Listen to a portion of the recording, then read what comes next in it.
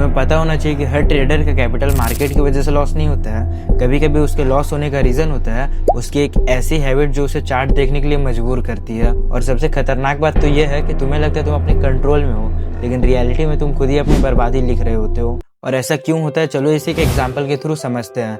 देखो, मान लो 9:15 पर मार्केट ओपन होती है और 9:30 या 35 पर तुम्हें कोई ट्रेड मिलता है जिसमें तुम्हें अच्छा प्रॉफिट भी हो जाता है। लेकिन वहीं पर शुरू होता है मार्केट का गंदा गेम। देखो, होता क्या है ना कि प्रॉफिट होने के बाद तुम ये सोचते हो कि अब मैं किसी भी तरह का ट्रेड नहीं लूंगा, बस चार्ट को देखूंगा ताकि मुझे पता चल सके कि रियलिटी में मार्केट कैसे मूव करता है। लेकिन जब तुम चार्ट को देख रहे होते हो तब मार्केट में एक ऐसा मूवमेंट आ रहा होता है जिसमें तुम अपने आप को कंट्रोल नहीं कर पाते हो, और देखते देखते तुम फोमो में आकर एक ऐसा ट्रेड ले लेते हो जिसमें तुम्हारा जो प्रॉफिट रहता है वो थोड़ा कम हो जाता है, क्योंकि उसमें तुम्हारा स्टॉप लॉस हिट हो जाता है। लेकिन जैसे ही तुम्हारा लॉस हो जाता है तुम ये सोचते हो कि जो पहले वाला प्रॉफिट था वो बस रिकवर हो जाए, फिर उसके बाद मैं स्क्रीन को बंद कर दूंगा।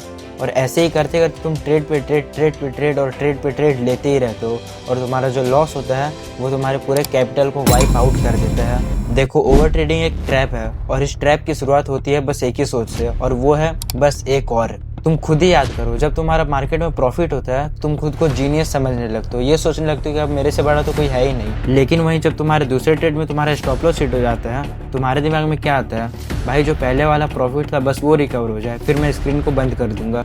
यार, इस बात को समझ लो, ओवर ट्रेडिंग सिर्फ पैसे ही बर्बाद नहीं करता है, बल्कि तुम्हारा पेशेंस, तुम्हारी नींद, तुम्हारा कॉन्फिडेंस, और यहाँ तक तो कभी कभी तुम्हारा रिलेशनशिप भी तोड़ देता है। तुम खुद ही सोचो, जब तुम्हारा लॉस होता है तुम अपने घर वालों के सामने स्माइल तो रखते हो, लेकिन अंदर से तुम पूरी तरह से टूट चुके होते हो।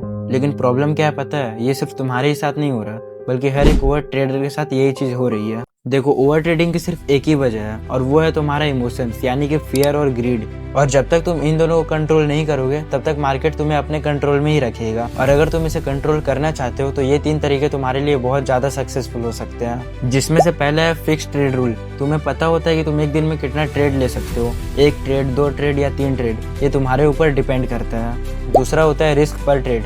तुम्हें पहले से पता होता है कि तुम्हारे कैपिटल का 1 से 2% रिस्क ही तुम्हारे लिए काफी होता है। तीसरी चीज है ट्रेडिंग जर्नल। तुम अपने कॉपी में हमेशा लिखते हो कि तुमने जो ट्रेड लिया है वो किस रीजन से लिया है और उसका एग्जिट करने का रीजन क्या था। एक चीज अपने दिमाग में बैठा लो, ट्रेडिंग एक बिजनेस है, और बिजनेस में हर दिन का कैलकुलेशन होता है, इसमें तुम्हारा तुक्का बिल्कुल भी काम नहीं करेगा।